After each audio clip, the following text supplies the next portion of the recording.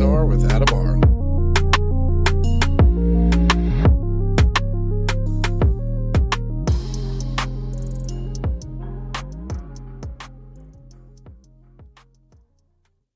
Welcome to 3PNR. I'm your host, Adam R.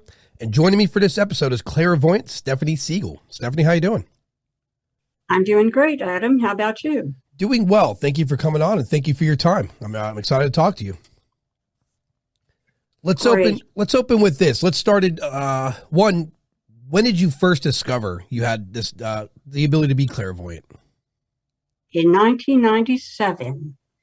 So I used to go to a variety of metaphysical classes that were advertised in the local newspaper here, clairvoyant, or rather metaphysical paper here in Atlanta.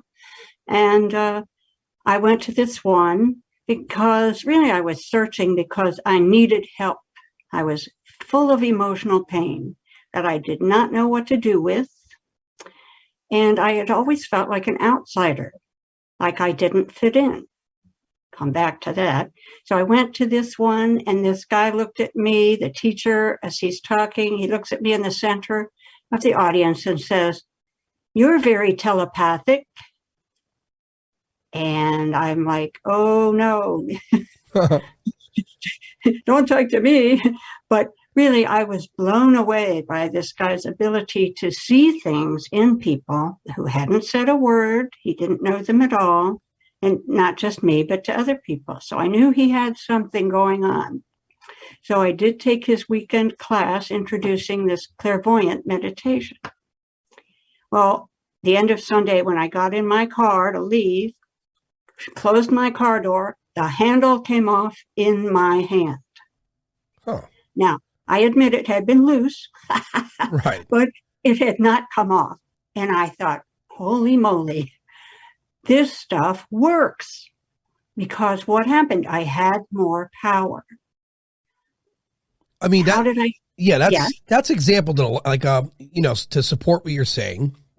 There are people when they have a chemical response, like an adrenaline dump in a scenario like a car accident or someone's hurt. Mm-hmm. They example some pretty super powerful strengths in some cases. So I mean, that's right. It's power of the mind. Right, and this wasn't that powerful, but to me, it was a sign that I should continue on that path, and I have ever since. So what happened is I got more of my power into my body. Well, where else had it been? Scattered all over the place. Thoughts, worries, what happened yesterday, what I'll do tomorrow, and so forth. Is this why meditation teachers say, be here now? I think so. Yeah. I would agree. Yeah. I shoot pool, or I did. I'm returning, but even in there, so meditation and focus are probably one and the same. I imagine anyway, because when you want to play pool, if you're distracted by per se friends or there's a TV in the background, oh yeah, you're not going to shoot your best game. It's when you're focused on the task at hand is when you could pull off some pretty amazing shots. So relatable to what you're saying. I get that. If you have this ability and this talent and you don't focus on it, yeah, you're going to be all over the place. It's like tentacles. Right. If you're just not, most people, it looks to me, if you just kind of look at the news and so forth, are not really fully present. Right? Some people look kind of like zombies walking around, or they're looking at their phone, not fully powerful. Yeah. Because that's how we were raised. I mean, nobody knew. Nobody, until you take meditation class or something, or as you say, learning a sport, whether it's yoga or sports, people do learn these things. Because like you say, you have to focus to perform. But talking about feeling like you didn't fit in, we don't fit in. Right. So you had mentioned that on one podcast, something about preschoolers. It seems like Earth is a preschool, right? Right. Yeah, like a proving ground, right. Yeah. And I think you were saying that you would if you don't do well here in one lifetime, you would have to reincarnate. Right. Recycle. Yeah. That's a, it's a theory I have running because, well, for me, it's that thing. This is why I do the podcast. This is why I'm trying to learn some of the stuff I do. I speak to people in health and wellness. I talk to cops, but ultimately when it comes to the more fascinating things like ufology and the paranormal and the afterlife, it's at the end of the day, it's me questioning my own mortality. I'm going to be honest, right? What is after this? And like you said, a good person in sports that exampled focus and meditation on the court, someone like Michael Jordan, he would go into his own mind and invent reasons to beat the guy he's playing. Even if there weren't reasons there, like if someone looked at him in some way in his mind, that person talked trash about him, although he didn't, because it knew it would make him raise the bar. He intently focused on beating that team. So yeah, I and as far as the reincarnation slash recycling, yeah, I kind of think Earth is a proving ground. I think we're here. I think we're full energy, and depending on what we do here, we either get recycled because we didn't do great, or we get recycled because we did great and we're needed here, or we go to the next level. But those are questions I'm hoping to answer anyway. Yeah, I pretty much agree with that. In fact, the reason I think the world is in the state it's in is that it is being run by preschoolers. Agreed. Yeah. We have this real, who's better thing going on.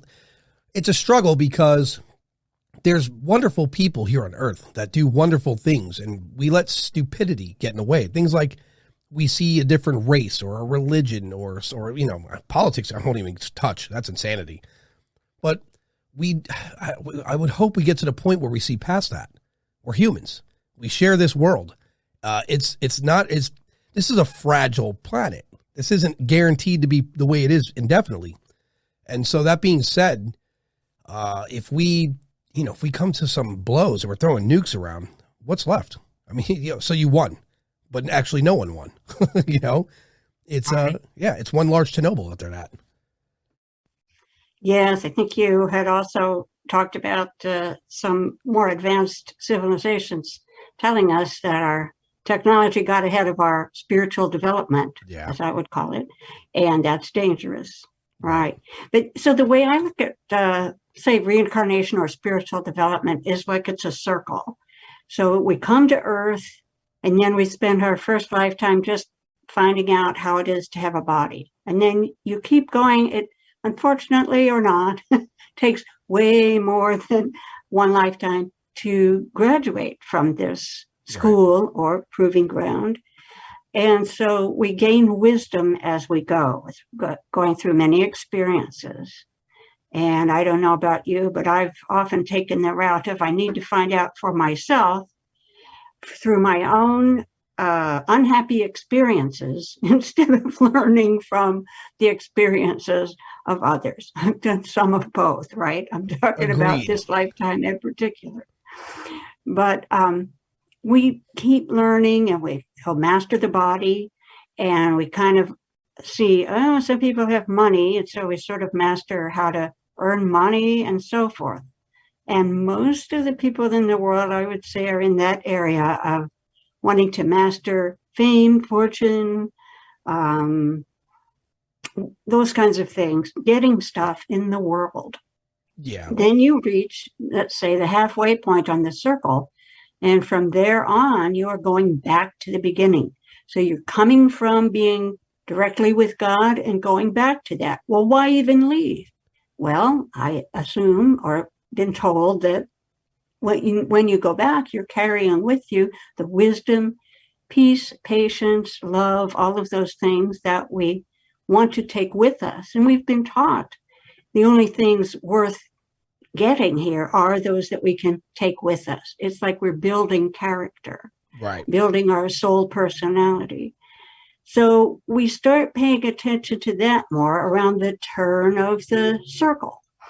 And you and your listeners have turned that circle. So there are people on Earth in all points along the circle.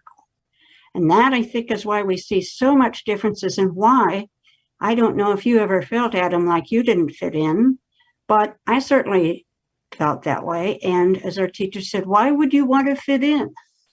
Right. That's part of the beauty of humanity, is not fitting in, the dare to be different.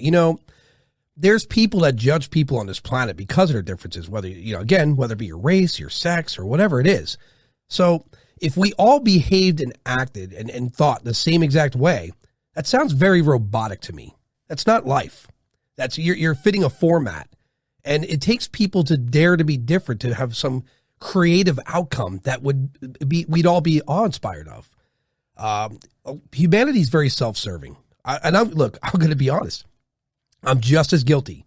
I might be evolving the way I think. I might be a little more enlightened after speaking to people like you and others, but I'm still, at the end of the day, when I wake up, my primary concern is always me. And I have to, in order for me to preach to anyone to do better by humanity, I have to start practicing it a little more. And I intend to. I have to learn how, but I'm going to get to that. Yes, we all need to take care of ourselves first, and even the body. I think the people on the first half of the circle think they are their body.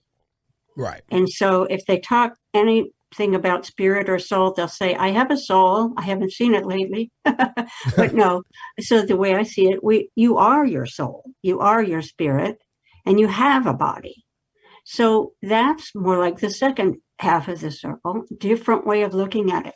So yes, we have to take care of our body, of course. That's we want to stay around until Oh, of course. I don't want to go anywhere. I think I talk to the paranormal guys. If there's ghosts, I'm one, because I don't want to leave here. I like it here. I like who I am. So unfortunately for relatives and friends, I'll probably bother them. I say unfortunately for them. For me, I'm going to have a blast. But you also have the choice of reincarnating, which might be more fun. I've started to, I don't know if you agree with this, but I've spoken to like Roberta Grimes and Steve Murr. These are people from different fields, right? Mm-hmm. And one common thread I start seeing is this frequency. We exist at different frequencies, which led me down another rabbit hole in science, how frequencies operate. And then you learn about the different hertz and frequencies. And so low frequencies are like people with anger, depression, and high frequencies are people that are, uplifting and they're outgoing. And there's always variety in people. And based upon the frequency that we have, I imagine that's the energy that translates to the recycling phase. Because, if you look at our bodies, and this is just my thought system, is that I think our soul and I think our consciousness are one and the same. It's just raw energy. And based upon, what frequency you depart here from, is I would imagine is where you would end up. I think anyhow. Because, look at people, like if you say this for people, but if humans evolved the way our cell phones are evolving, forget it. We'd be interplanetary. We would be all-knowing wisdom, because the evolution of technology is incredible compared to us. We're still pretty much the same train of thought, minus the only difference is now we have different distractions, our phones, social media, video games, that's the only real difference. But at the evolutionary scale, we still behave a lot like we did 100 years ago. Scary. You would hope by now stupid things like race would just not matter. You would think so anyway. I think you're right about the frequencies, with the kind of way you think, the emotions that you generally feel, the vibrations you usually feel, will have a lot to do with where you go next in vibration. And if there's a hell, it's because the people died in such a low vibration. That's the way they lived. And now they're stuck there with no distractions. Right. Yeah. So, yeah. And so that's why I kind of think Earth, as science improves and we start seeing other planets and star systems and galaxies a little bit more clearly, I think we're going to find a lot of proving grounds. Like there's going to be a lot of planets where the life's not, I'm not going to say the word primitive, but equal to where we are currently. Or, probably some of them are in their Stone Age, or some of them are in their Bronze Age. But there's definitely got to be like connections between all these different, the more you learn about the cosmic web and how everything seems to be so mechanically designed in the universe, I would be a fool to say if that was by chance. It definitely looks like there's an architect at hand with that, especially our moon, the size of our moon to our planet, and how significant it is to us to keep us surviving. I mean, it's mind blowing, right? It looks like someone designed it that way, or because if the moon was slightly further away or just slightly too close, the ability for us to inhabit this planet wouldn't be as pleasurable as it is currently. Have you heard the term simulation theory? I have. And I want to learn more about it. And I say this because someone hit me with something that I didn't have a reply for, because my argument initially is, well, I was born and I grew up and I bleed. And he says, well, if an advanced civilization or an advanced creator, we'll call, God or whatever you want to call it, created this, how would you know? He's like, how would the characters in your video game know they're not real? I was like, that kept me up all night. Because it was a good question, I was like, well, we could leave this planet, go in outer space and view other planets. He goes, they example these very things in video games. I'm like, damn it, every time he hits me with that, I have to think again. So what are your thoughts on that? Yeah, well, I think it's very smart because whoever created it, as you said, it looks like it's designed. Right. And I don't think it was done to play with us, to toy with us. I think it may have been designed for, as you said, a proving ground or a school. Right. I suspect that the designer was something along the lines of collective human consciousness at a higher level than we experience in a body. But you could call that, I don't know. I mean, so that's just the way I look at it. Sure. But when scientists kind of turn themselves into pretzels trying to explain how consciousness evolved out of matter, I just think, why are you trying to make it so complicated when the opposite is so easier? Yeah, well, unfortunately, because scientists are not, they're not complacent when it comes to answers, right? They have to have an answer. And even if it has to be mind-numbing amount of mathematics and thought and think tanks, until they come with something they could bite their teeth into. Here's the unfortunate thing about science. Everything we knew to a certainty a long time ago has changed. Everything we know to a certainty right now is going to change. That's called evolution. It's called knowledge. And as you learn, as technology gets more sophisticated, things like the paranormal and the ufology, I think that has a lot to do with perception. And for an example, I think people like psychics and clairvoyants and sometimes even astrologers, even some of the homicide detectives I talk to example these things, or they just know. And we all have the same hardware, our computer being our brain. We have the same hardware. It's the software that other people have that are different, right? They could use different parts of their brain to, perceive things differently. So I think perception's a big key. And I think eventually science is going to get to the point, like Elon Musk with Neuralink and some of these other companies that want to connect the brain's subconscious and your conscious, I think you're going to bridge the gap. I think you're going to be able to perceive a little bit more, especially if you're, speaking and knowing without words, because now you're just using the full capacity of your brain. And when technology, is when you put the brain and modern technology to work together in concert, who knows what's going to come of that? I mean, that's going to be very different times for humanity, because at said point, race will definitely not matter when the subconscious and conscious are linked up and we're communicating without a knowing. Forget the whole part about you can tell when someone's lying. No, forget that. You'll start seeing people for what they are, the energy they are, and all the other shit will be eliminated. I mean, would you agree? That's my experience of evolution as a spirit. As we open up our abilities, as you say, we all have those abilities. As we develop them, as we gain wisdom, we can use them in wise ways. If we develop those abilities when we are still preschoolers spiritually, ethically, and morally, maybe not so good. Yeah. Yeah, because when you buy a computer, and let's say you go buy a computer from the store, same computer, you and the neighbor have the same computer. But if you download a different software, your computer is a little more advanced because of the soft load, or the software upload, right? If you do things to the computer, like focus it on one task, your computer will be better at that task than a neighbor's computer because your computer's designed to do such. Which, with you being a clairvoyant, it makes me think that you've honed those skills, and so your computer, your brain, will operate different than, say, the neighbor. And so similar construct, just different software, and I like that idea anyway. Right, and the brain is like a computer. It's not the decider. It doesn't really think for itself. I would say you, the spirit, are the decider. Yeah. And you're using your brain all the time, and not always consciously. Of course, we have many subconscious functions.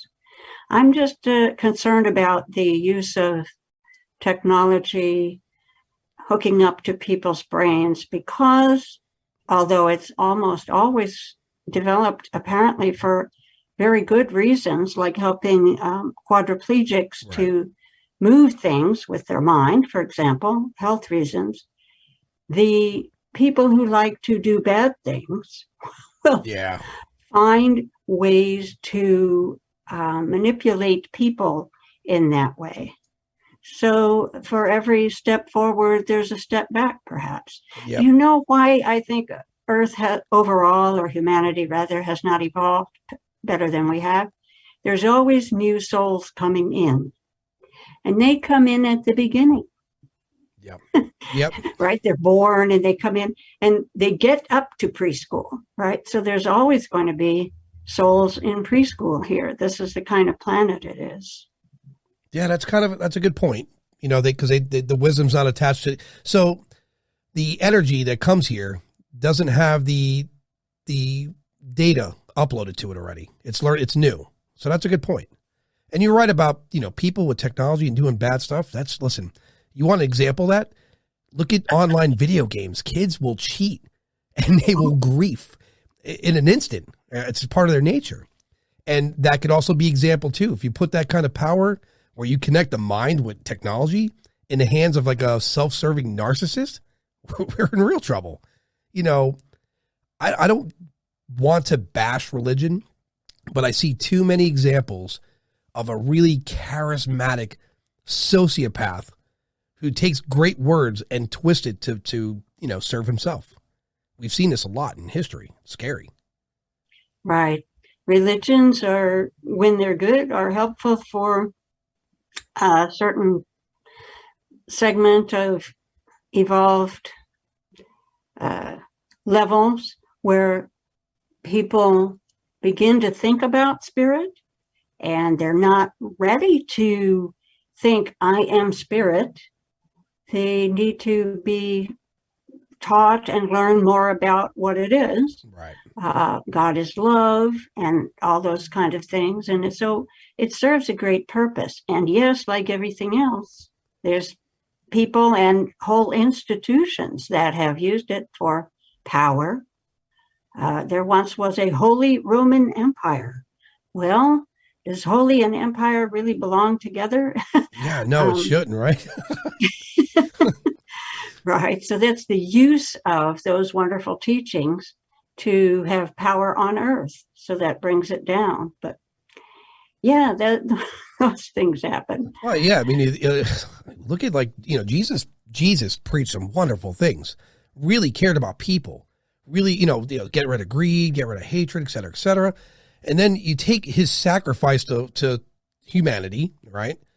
And people in the name of, I guess, his church are parade. Like, if you think about how Christianity came to the United States, kind of scary, right? And then the Spaniards, when they traveled to South America, nothing there spoke love. It was conquer, right? And so that's not Jesus or religion's fault. That's humanity's fault. It's because we take things in the name of this, we're doing that, and it's just control. And it's unfortunate that people miss these great. Look, for religion, I grew up Catholic. Currently, I don't know what I am.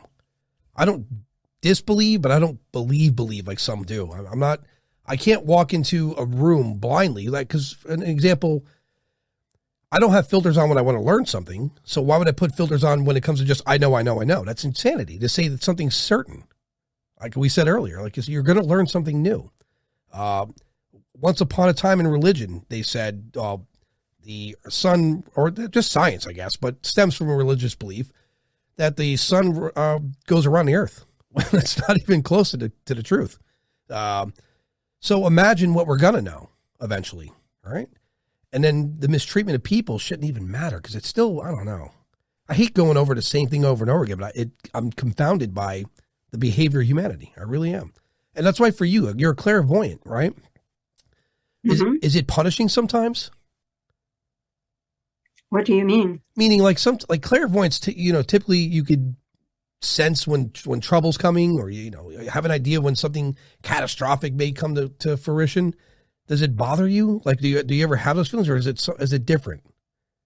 I don't really have precognition of knowing what's going to happen very often at all. Okay. Probably because it would change my behavior or scare me or something. So I probably said no thanks to that. Right. It's just as well.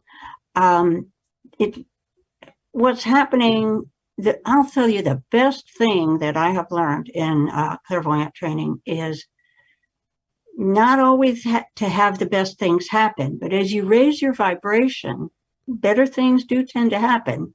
You can have more money and so forth, but it doesn't always work out that way. Right. But what I've learned is how to handle the ups and downs, and particularly how to handle watching other people.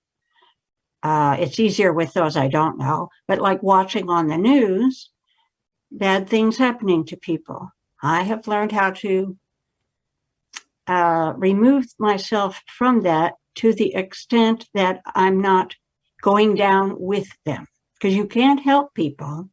If you're that empathic, if you've heard of empaths who are just always called highly sensitive, or you're just too sensitive. Right. Well, we can work on that to where, no, I don't have to cry just because someone else is crying, because that may not help them, but I may be compassionate. And if I can be strong in myself and realize we all go through these things, Earth has been going through wars and all of these things for like ever, as far as I know. So I don't need to get caught up in it and wound up down that kind of rabbit hole. Right. Because then your vibration is going to match it.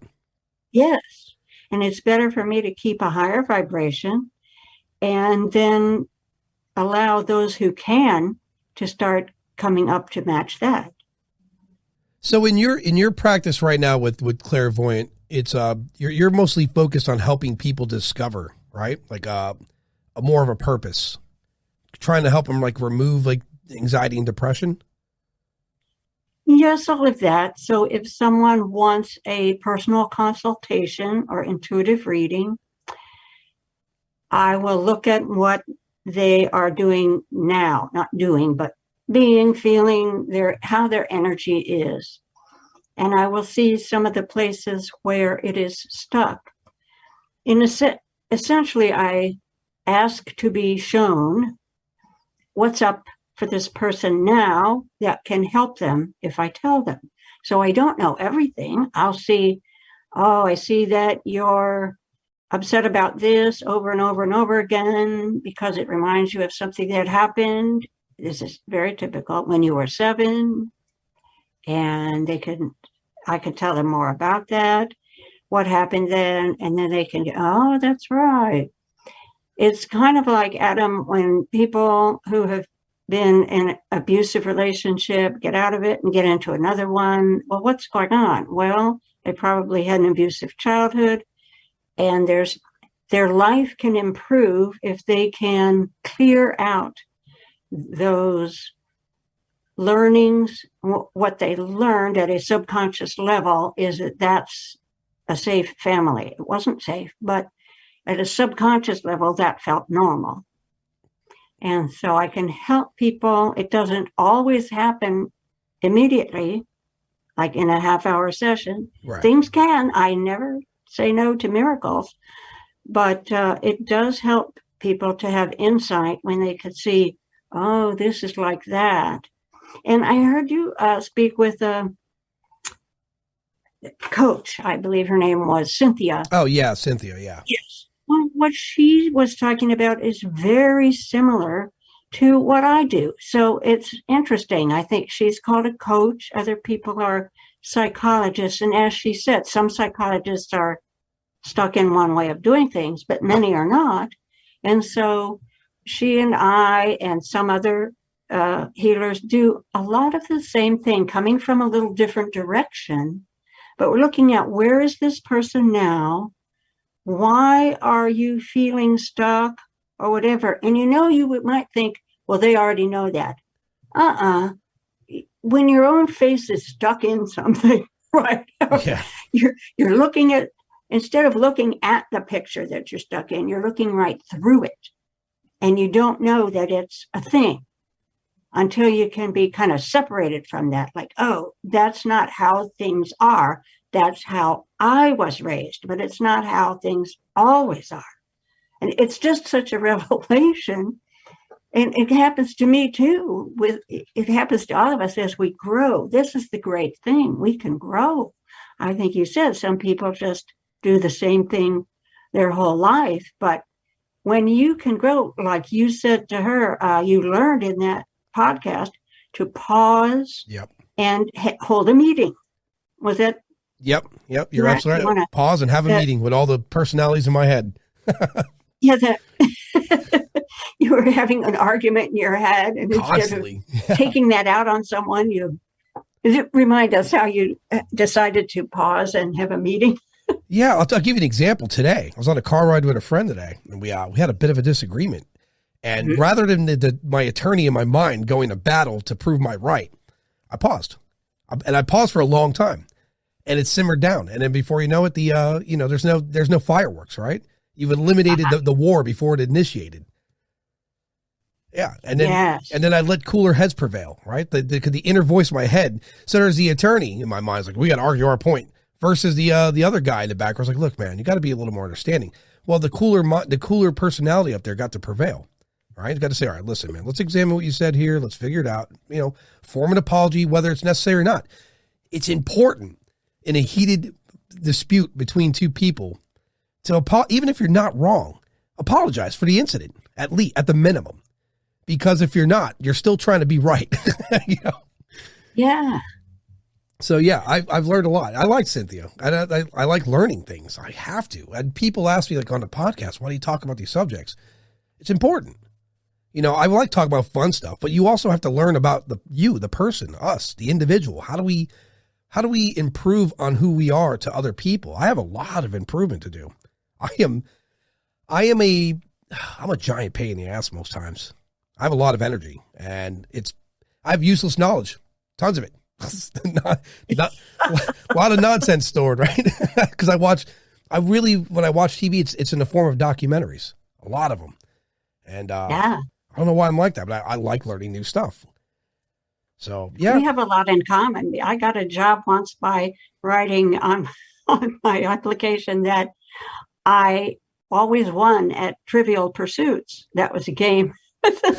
I knew so much trivia. It was a newspaper editing job. It is good to know a lot of trivia for that. I mean, it's craziness. So yeah, it's important to learn how to behave better. And then also it's important for people to hear not just your perspective, but the many other people I'll speak to, like even David Havens, the former Navy SEAL guy. I learned a lot from like his book and just talking to him. It gave me that attitude, like, wow, what excuses am I making? I got to go out there and do it.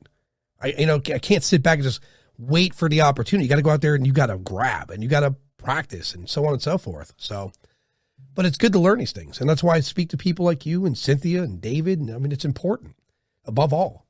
Hopefully more people will become, inclined to learn to be that way, because that could spread, right? Just like negativity in a room. You ever go in a room and if everyone's angry, you could feel it. Well, if you go in a room and everyone's happy and upbeat, you're going to feel happy and upbeat. And so if more people are inclined to learn how to be kinder and more open and sympathetic, maybe it'll spread around. Who knows? It'll be a positive pandemic, we'll call it. It does work that way. And that's what I suggest when I'm on social media and people are complaining sometimes and going, what can we do about this world situation or that one? And I say, you can raise the world's average vibration, raise the world's vibration by raising your own. Yeah. How does that work? Well, you're part of it. So that raises it. That, you you can't measure it, but it's a tiny amount. Okay. But what happens? Everyone around you, physically, and everyone listening to your podcast or connected to you in some way. Like, how mothers remain connected to their children, no matter how old the children are and how many miles away. Often that happens to where they can, if something happens, an emergency to the child, the mother will know something happened. Yeah. So anyone you're connected with, when you raise your vibration, you're helping them to raise theirs as long as they're willing and able. And so you really are helping the whole earth. Yeah. And so you've already answered kind of one of my questions for you, which was, do you want to learn about things or do you want to learn to use them? And I see that you're into using things, but so now I'll let you give this some thought. Do you want to learn about paranormal abilities like clairvoyance, or do you want to develop yours? I would like to develop mine because the big question I get a lot, especially when I talk about the UFOs or ghosts, I personally have never witnessed anything ever. And I came to the conclusion at some time that maybe, all right, more logically speaking, I lack the software or the awareness or, the perception, one or the other. Or am I that big a pain in the ass that they don't want to deal with me? Because if a ghost, I in jest, I said, if a ghost came here today, whether it be evil or good, I would want to, like, hey, I got questions.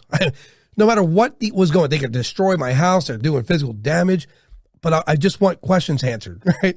At some point, even like a spirit, like, that's enough, man. I got to go. You're bothering me, right? Same with UFOs. I would negotiate. If an alien came to the house, like, listen, you have a lot of technology. I won't tell a soul if you can do this, that, or the, I mean, that's just how I am. But yeah, if I were to learn, I would learn to use. I would definitely want to use it.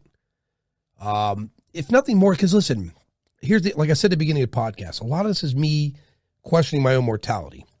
If I saw a ghost tomorrow, I would feel better because now I know to a certainty, beyond any shadow of a doubt, there's definitely something after this. I don't doubt anyone I speak to at all. Mm-hmm. But you know what it is for, like, when you hear wonderful, like, imagine, all right, so it's a kid and he meets another kid at school. He's like, yeah, man, I went to Disney World and there was Goofy and it was really cool. You're like, oh, Goofy's cool. Even though this kid's credible, how much do you believe Goofy was there until you get to go see Goofy? And then it's exciting because now you saw Goofy and you affirmed this. You know what I mean? Does that make sense to you? You want to know things for yourself. Yeah. That's the kind of spirit you are. You're a truth seeker. And you've been that way through more than one lifetime. I've heard. I'd spoken to I spoken with a psychic off podcast. Say the same things, like your curiosity is strong and it's true. And he said even in something in a previous existence, but I've heard that. And it is curiosity. Because for me as a kid, I was always curious. Like, I wanted to be a Jedi. You know what I mean? So I saw Star Wars. I'm like, that's what I want to be right there. Why is this not a religion? So, well, I thought of another possible reason why you haven't seen a ghost. And by the way, whenever there's, like, people say it could be either this or this, I'm always going to be there with or, yeah. or, and on the other hand, and on the fifth hand, and so forth. So another possibility is that it's not the best thing for you in your spiritual development to have seen one yet. Probably right. So your soul may be kind of governing that.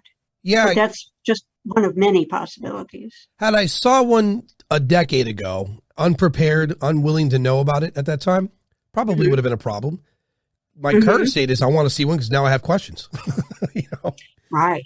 So here's why I asked about the difference between learning about or learning to do something. Mm-hmm. Those are two completely different things. They use different parts of the mind. They're different ways of learning. So when you go to develop psychic abilities, you're going above the intellect. Do you know much about the chakra system? No, I don't, but I did reach out to someone recently more about there's another one called Reiki. I'm not familiar with that, but I did reach out to someone about that to see if they wanted to come on and speak about it. Mm-hmm. What is your take? What is a chakra? I mean, I don't completely comprehend what it is. Right. Well, essentially, chakras are energy centers that are associated with the body. They're inside the physical body, but they're not physical. They're energy. So the 7 major chakras line up along the spine. And each one that is higher physically is also a higher vibration. And they're actually not just stair-step higher, but exponentially. So the 5th chakra is one where intellect is used, and the 4th. The 6th chakra is higher, and that is where the paranormal, or rather the clairvoyance, is found. Actually, telepathy is also found in the 5th. But to my point, clairvoyance is a higher vibration ability than the intellect. And in order to do well at seeing clairvoyantly, you have to drop the intellect from that activity. You don't get rid of your intellect. You need that a lot of your day. Right. But when you are trying to see clairvoyantly, you have to stop trying to figure it out at the same time, because figuring it out brings you down to a lower area where then you can't see. And I'll tell you, this has been quite a challenge for me. I've been doing this however many years that is, since 1997, and I'm better at it, but it's still, the default is to think about stuff instead of just look. It's more like in meditation, when the thoughts go by, but you're not thinking about them. You don't grab them and figure them out. You just let them go. Yeah. Well, this is a kind of meditative state. It's a higher state. It seems simpler. It's less. It's clearer. There's less going on, less complicated. And that is actually a higher frequency. So if you are developing your clairvoyance, you will not be figuring things out at the same time. That's a good point. I'm very logical. That's a good point. That's what is my brain, my computer never stops ever. Mm-hmm. An example, I don't sleep well. I don't sleep 6 hours broken up in parts is good for me, right? Because if I wake up, I swear to you, it's like rebooting a computer. There is no wake up and then I'll try to doze back off. It's the computer's on. We're awake. What are we doing today? What's the plan? It's going 1,000 miles per hour. And I think you're right about it. I've heard this from a lot of people now. A lot of the people in either paranormals, ufology, even like people, even like detectives, they just let an instinct take over a lot of cases. They have the knowledge, but they let the instincts work their magic, I'll call it. I'm very cerebral about things I do. So everything I do is thought through and calculated. I got to tell you, even my breakfast, I have such a weird routine. Like I wake up every day, hard-boiled eggs, oatmeal, fruit, on point within the same 20-minute parameter. It's got to be done, snack an apple. And then later on I'll have a dinner. And then even with the podcast, there's a routine leading to this. All right, I'm going to turn the computer on at this time, have the tea ready at this time, sit down. It's so strange how I am. So I think what you're saying is right. You just have to kind of let go, and there's a different level of consciousness I don't work with. I see nothing wrong or strange about your way of having a routine or about asking a lot of questions, even though you described yourself as a pain by doing that. I'm not sure that you need to change anything. And I'm pretty sure one of your guests said something like, it's not about changing who you are. Or maybe I read this somewhere. It's not about making yourself better. You're perfect to begin with. But what you can do to help is to let go of, discover, and then let go of all those things people told you were that you're not. And that starts, well, it starts in past lives, but often in childhood, people will say things like, oh, what's wrong with you?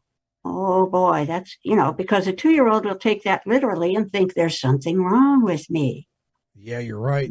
People don't realize what they're saying to children. And there's nothing wrong with you.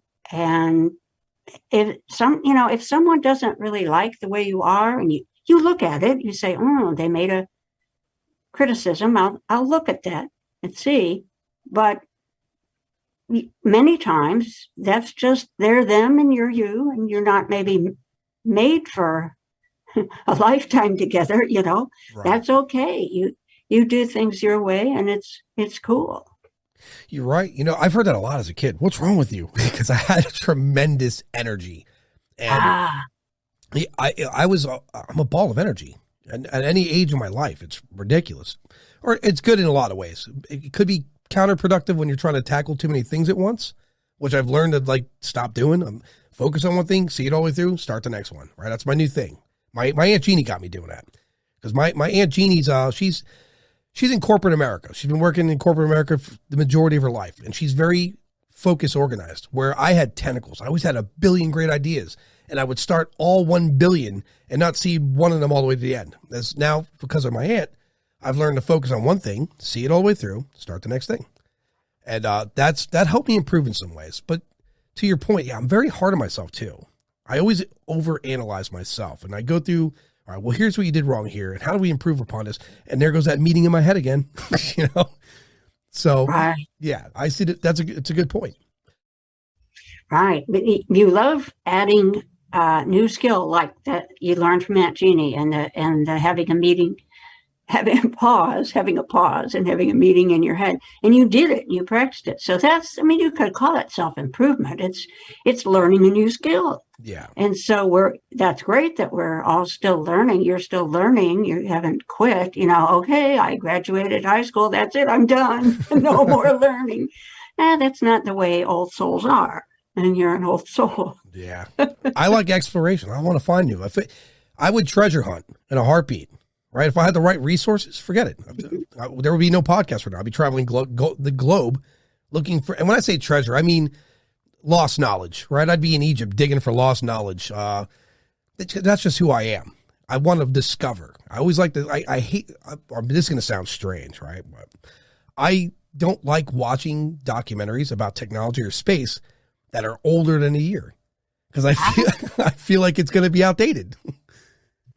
So right, and that the real technology that the militaries of various countries have developed is not on a documentary. No, not even close.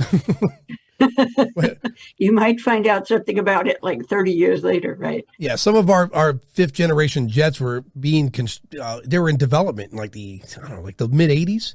We didn't learn about them till the tail of the 90s, and they weren't in practice use till the 2Ks. Now imagine what those projects that were blacklisted then were. Like, forget it. We'll never know what the peak is until we have no choice one day to use it anyway.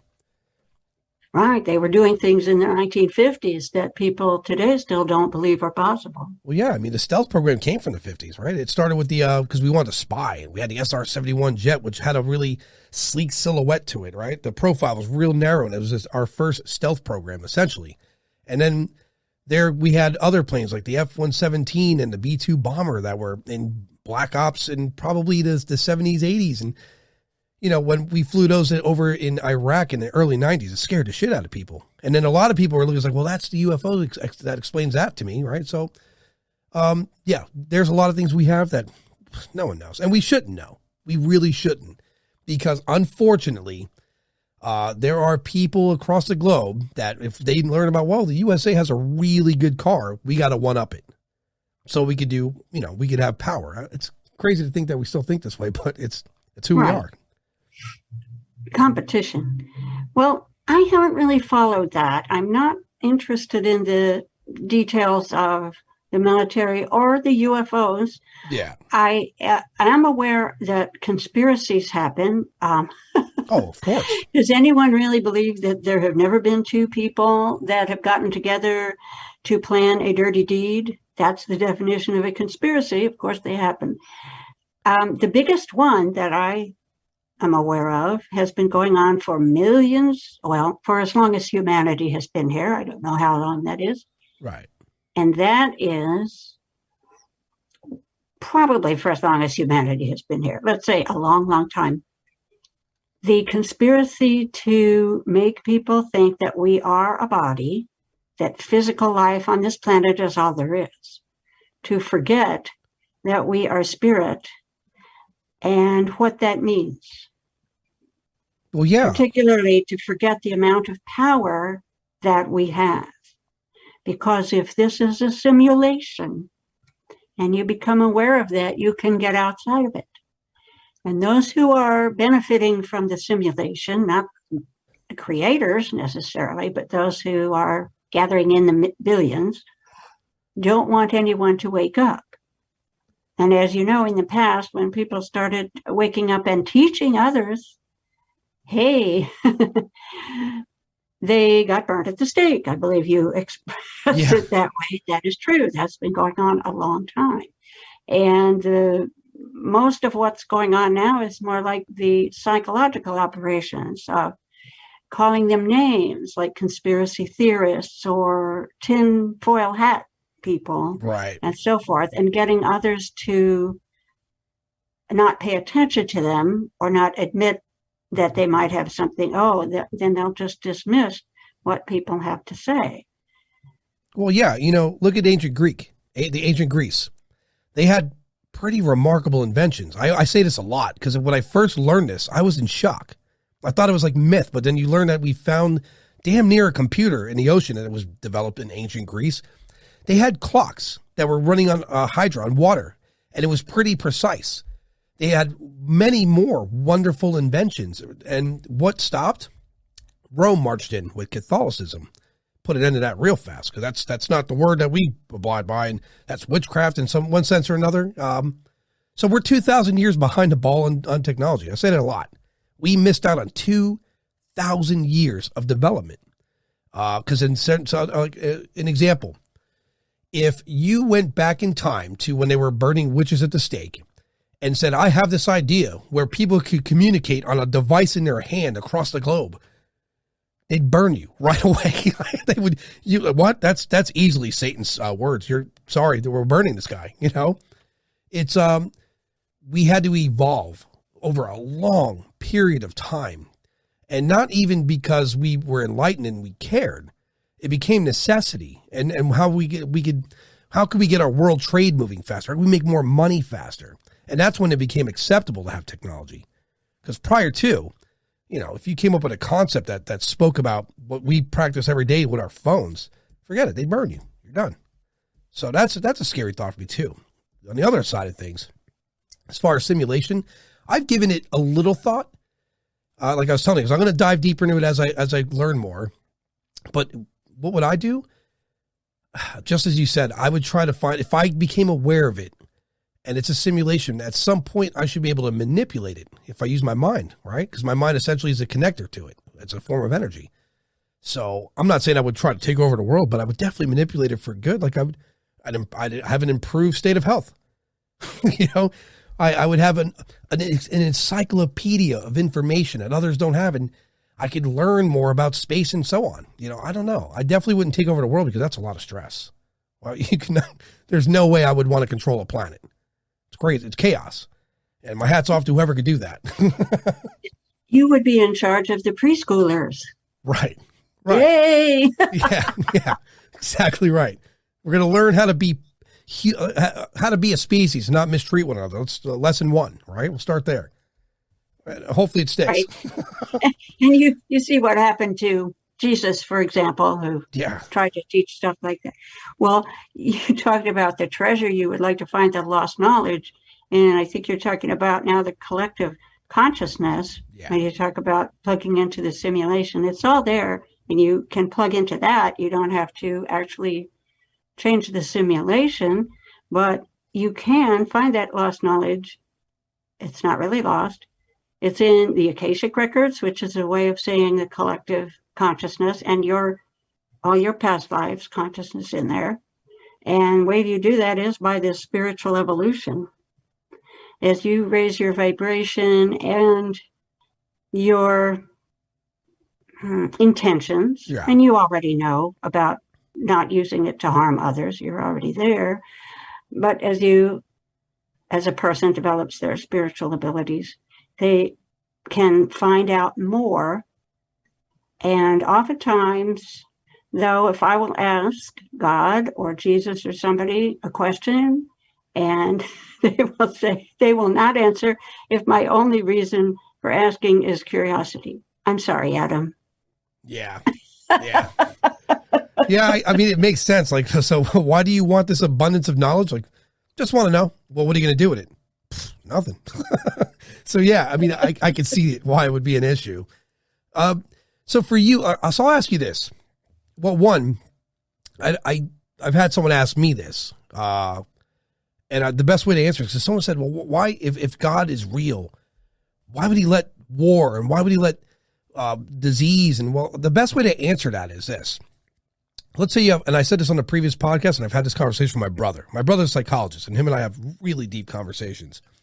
I said, if you have an ant farm, an enormous one, and you love the ants, you feed them, you give them water, you care about their existence. Do you notice when one of them's crippled? No, it's impossible. Millions of ants. How would you possibly notice the one as being, at a greater perception or greater level anyway? But as a whole, you care. You'll feed them. You'll make them water. When you see wars, do you intervene with that? At what level and how? So long as they're not wiping the entire colony out, you kind of got to let nature play its role, because it's nature. You can't control every aspect of it. So when I said this to a friend of mine, I had to pause. I'm like, well, what did I just say? Let's examine what I said there. Now, I had asked, was this because of some letdown that I had in my life? Because, many times in my life, like, oh, God, please help me with this. And it's always when you're in trouble, right? When you're a Catholic growing up, it's always when you're in trouble. God, please, Or is it that I just maybe I don't comprehend religion. Maybe I don't understand the idea of God. I could deal with a higher energy, an architect.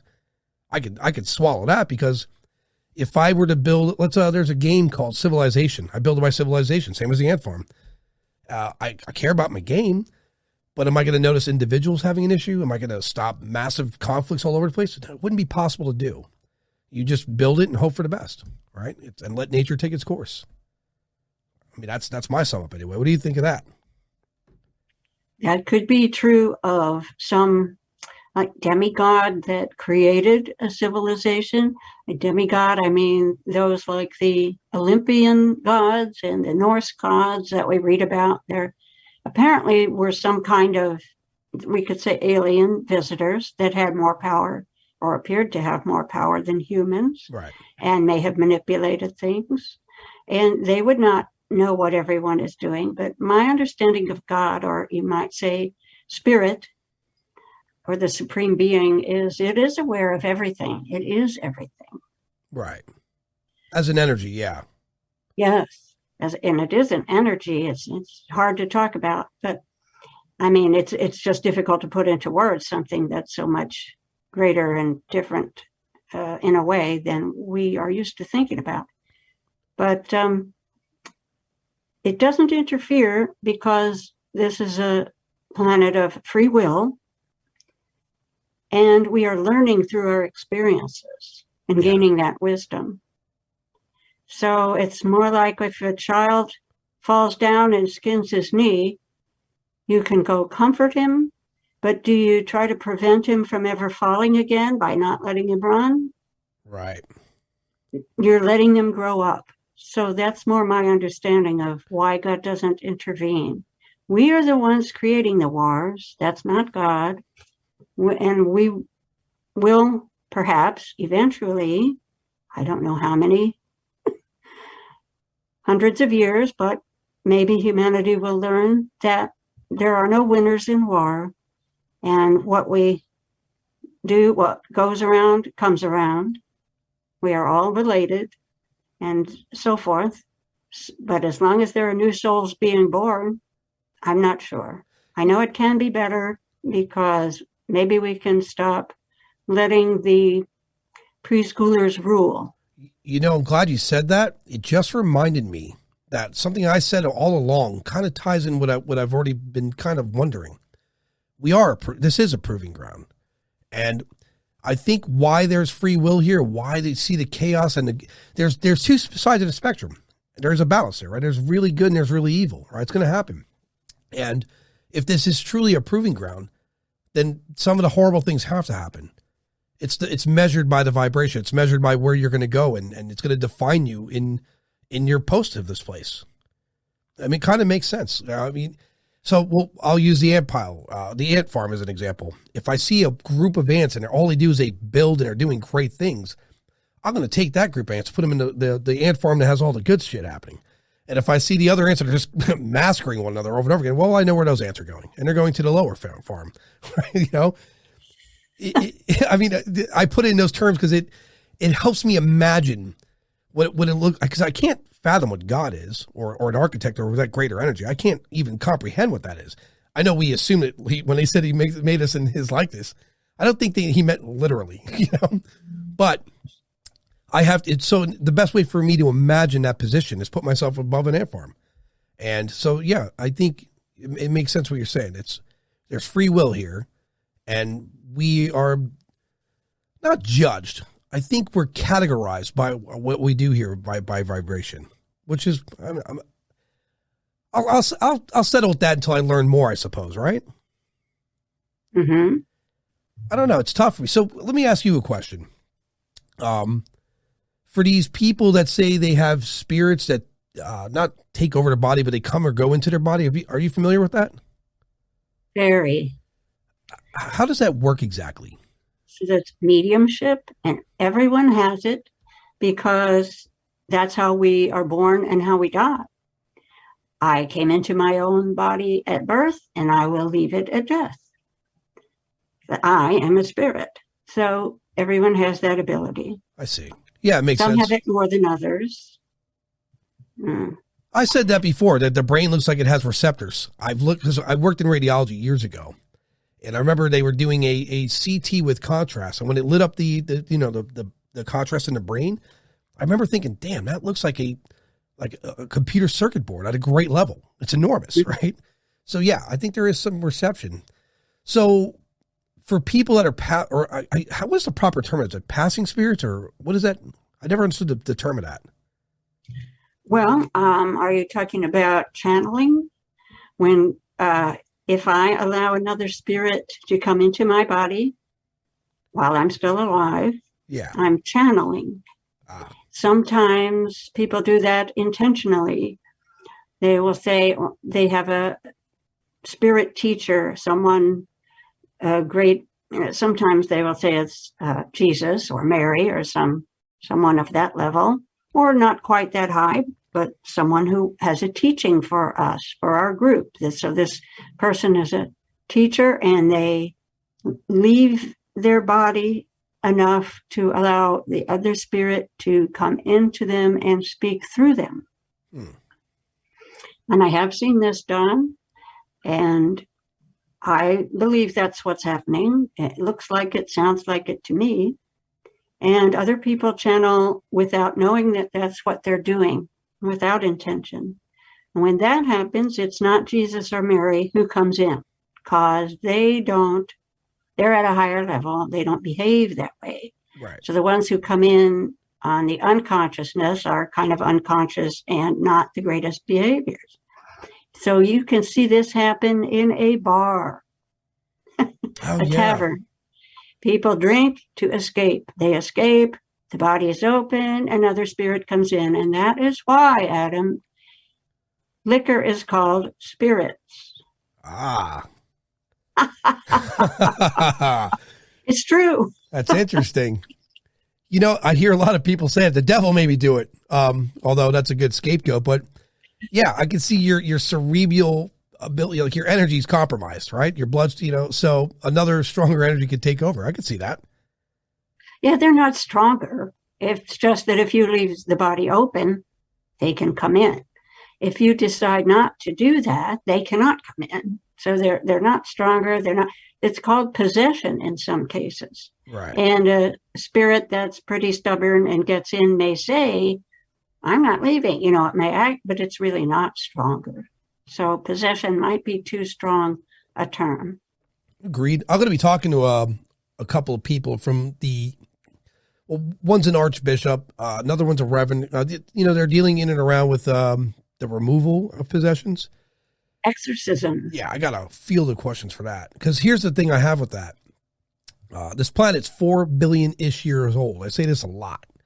And there's a strong chance that there's been things that lived here, intelligent or otherwise, that predate humanity and they predate religion.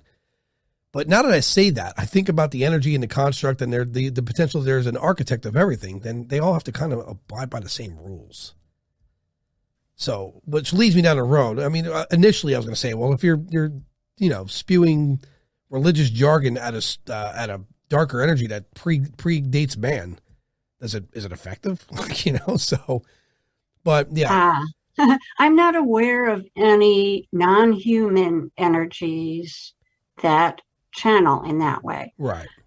Like if a frog wanted to channel and speak through a human, it cannot do it because it can't do it in its own body either. I'm not sure how to explain that. No, yeah, it's the energy of that animal. It'd be awkward, right? So it's usually ghosts. Right. Ghosts are who hang out in bars were alcoholics, and they still are. Yeah, because that's without saying anyway, there's a medium that would when or alleged anyway when the spirit would channel it, it desired a cigar, and so this person who does not smoke was hitting a cigar, and when you hear that, you're like, holy shit, like this person definitely doesn't smoke. Why would they do it now? I mean, it can't even stomach the smell of smoke. But I could see that. So, cause it's this way. So, well, here's a physical body. I could have this small pleasure for this time. Right. They've been waiting around. They get a chance to get into a physical body and be physical again. I don't know. What would I do? I feel bad if I become a spirit and hang around here for people. I really do. Because imagine having, like, I don't know, just for whatever reason, I want a banana split. For whatever reason it is. Yeah. the weird desires of our planet. Well, Stephanie, I enjoyed our conversation thoroughly. It's enlightening, and I'm sure we're going to do it again. Before we close out, let's let people know where they could find you if they want to set up a session with you or if they want to get in contact with you. Okay, my website is called imagineintuition.com. I do work with imagination and intuition, and those are the names of 2 songs by John Lennon, one of my very favorite musicians. So imagineintuition.com, and I'm on LinkedIn and on Facebook. On LinkedIn, my handle is Eagle Eye Siegel, Siegel. Excellent. I'll put all that in the description so people can find it. In the meantime, I'm going to talk to Stephanie in post, so I'm going to say good day or good night to everyone, and Stephanie, do the same. Thanks. It was great. Indeed. We'll do this again.